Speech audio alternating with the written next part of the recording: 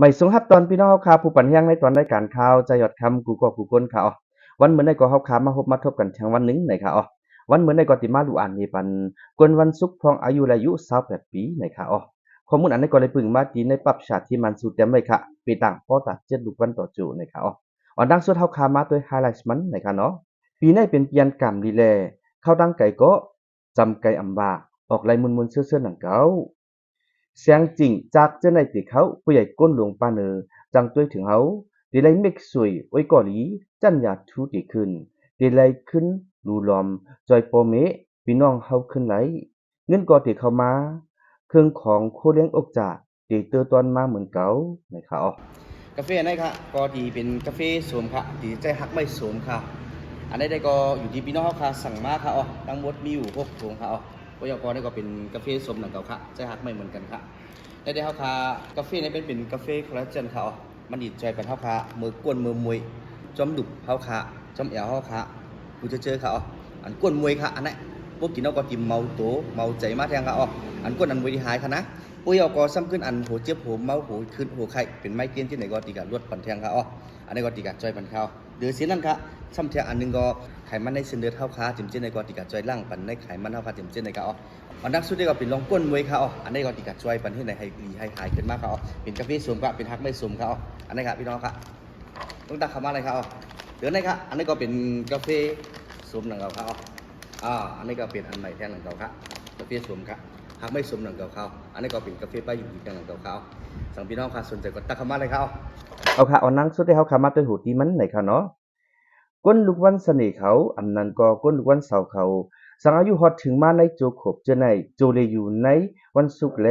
พรนีจ้าฮอดรัดไว้หนังปาไดในดีไล่จอยแถมเฮ็ดปันปังแขกเปิ้นสังเป็นผู้รอดแล้วถึงปานเหยาจังเลยตกหน้าเหินจิงเสียงจากเจอในติเข้ามาผู้ใหญ่ก้นหลวงปานเนอจังต้วยถึงเฮาดีไล่มิกสวยอ้อยก่อหลีจันอยากทุติขึ้นดีไล่ขึ้นดูดอมจอยแถมปอเมพี่น้องเฮาขึ้นไหล เงินก็ติเข้ามาเครื่องของโคเร่งอกจากติเตอตอนมาเหมือนเก่าเป็นเปลี่ยนกามดีแลข้าวตั้งไหนก็จำไก่ออกไล่มุนๆเสื้อๆหนังเก่าเย้าเครื่องของโคเร่งเฮาอันถางว่าซุ่มเย้าเจานั้นติขึ้นไล่มาสิเครื่องของโคเร่งคนหนึ่งตั้งไว้อันไปมีเจานั้นก็ติเข้ามาอยู่เย้าติฮอดถึงจันทานอันเฮาอำมุงมองนั้นมาอยู่เย้าเป็นเปลี่ยนกามดีไว้เมื่อหนังใจอยู่แลตัวนับอันปันพ่อนมีปีในซ้ำ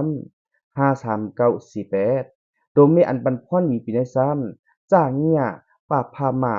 ลาวายาราข้อสั่งลาดก้นลูกวันเสาร์ผู้ใดไพเสอัมบาสั่งอายุฮอดถึงมาใน44ปีไหนอำมุงมองสีจังเลยทบอำบุไดสังไปอยู่ดีกึ่งกลางยุบย่อมแลหนังหือเตรียมเป็นไรหนังนั้นหาหมออันห้ามใหญ่นั่นลูกนึงในมันใส่มาอูดลูกนึงแลใส่ซ้ายอีกหนึ่ง ตั้งมาหินคิวมาซ่อนไว้3ลูกเสืบ่ถึงวันศุกร์อำนั้นก็วันเสาร์จ้ายามไว้วัน3วงนั้นก็ลองแป๊บในน้ำลงเสียดายาตลาจ้อยเทียมปันกาจิลิกออกเข้าดังเจ้าเดกะสอนลิกสอนทำเมืองไก่เขาดาออกเข้าดังไว้พลาปันดาให้ปันตีนอนอีกหนึ่งดาพอถึงมาวันอังคารเอาข้าวสารน้ำมันเกือบของหวานกำนันปองเปลี่ยนไรนั้นเมื่อลูกปันตีจ้องตา พอถึงมาวันพัดดูปันขมุนหอตองกวยดาวันเสาร์จะเอาข้าวสารเปหนึ่งเนื้อข้าวสารนั้นเอาจองแหลงอันเปิ้นเอาเจเฮ็ดไว้นั้นปักเนื้อมันเสกาลูติเจ๋งวันศุกร์นั้นดาเฮ็ดปัญญาตลาป้าเนื้อนั้น1 เดือนใน1ปอกแลบ่ว่าฮอดถึงในโจวันศุกร์ไหนซ้ำเป็นหยานกันดังวันเกิดเฮาเสียมกาจูภูมิจูเนาก็ซ้ำใจแลบ่มาด้วยอันจ้าไหนก็ดิหันไว้หนังปาไตในเยา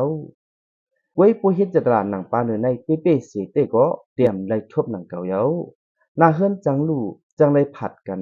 ตั้งก็ฮักเจจาบเย้าจังขึ้นลูนาเฮิรนตาเยซ้ำอำสายามนซื้อ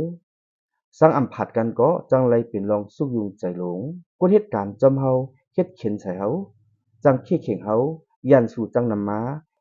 อยู่ดีๆอยู่ก็ลองสุกยุงเปินจังมาจุงมือเฮาเข้ากว่าในเกมมันอยู่แล้ว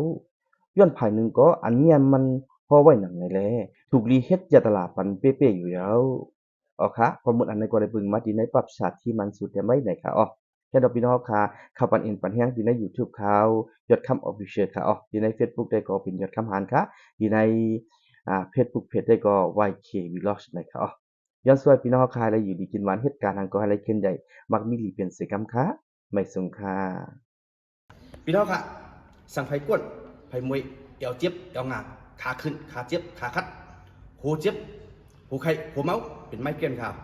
กินด้วยกาแฟสมเลยค่ะอันนี้เป็นฮักไม่สมเองเฮ็ดไว้ค่ะพี่น้องค่ะอันนี้ก็กาขันมันกาค่ะ1ถุงในได้ก็283 บาทค่ะอ๋อในมันจะมีอยู่11ซองค่ะอ๋อเฮาค่ะจัดสมปันพี่น้องค่ะกูดีกูตั้งเลยค่ะอ๋อจ้ำกินด้วยค่ะอ๋ออันนี้เป็นกาแฟฮักใหม่เลยค่ะพี่น้องค่ะจอยไรป้ายอยู่ดีเฮาค่ะจอยไรตัวคิงเฮาค่ะตีรูปง่ายตีปลายง่ายลองก้นลองมวยลองเจ็บลองหังก็มันตีรถค่ะจ้ำด้วยค่ะพี่น้องค่ะ